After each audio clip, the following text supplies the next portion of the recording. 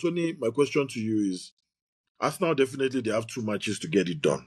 They are going to be playing against a very, you know, underwhelming Burnley, who is already Oh, out. Burnley. Yeah, and they'll be having a final game against the Crystal Palace, who is putting a lot of energy in the Europa Conference League final.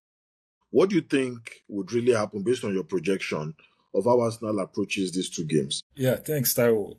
Mm.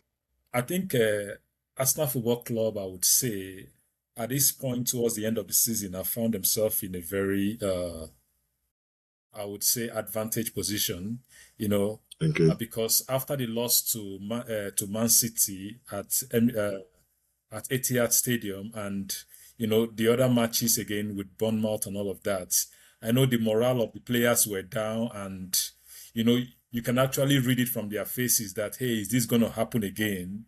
And, Again, they became a mockery of other clubs and football fans that, hey, they are bottling it again. Netflix FC, they yeah. Mhm. City dropped point and Arsenal are where they are now. Is in their hand and they just need to get over the line by winning, these 2 games.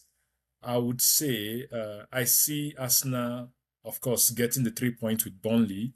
Burnley can be a spoiler, which we have seen with Wolves dealing with a couple of teams, making them drop points. Well, and I don't know how many of you saw the threat from Kyle Walker to Arsenal that he's going to stop Arsenal.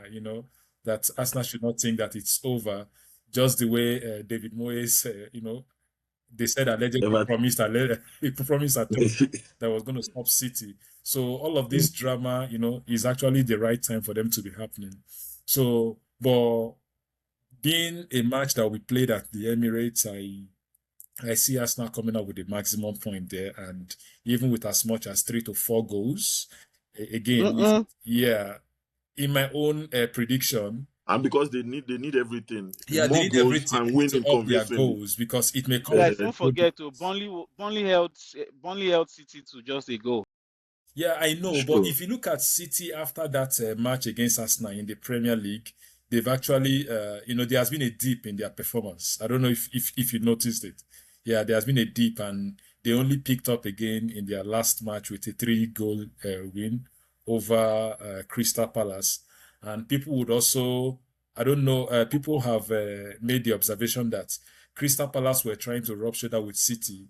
Guardiola, the rest player, you yourself, the rest player that waiting one cost, so for a conference league final that is still 2 weeks away and was rest, so we don't really know where to place that match. But yeah, the positives for Arsenal is the fact that they are playing Burnley and City's. They are going to play Burnley before City's next game, so they're going to be pushing the pressure again to City. So again, that is Arsenal going. Would it be 5 points clear again?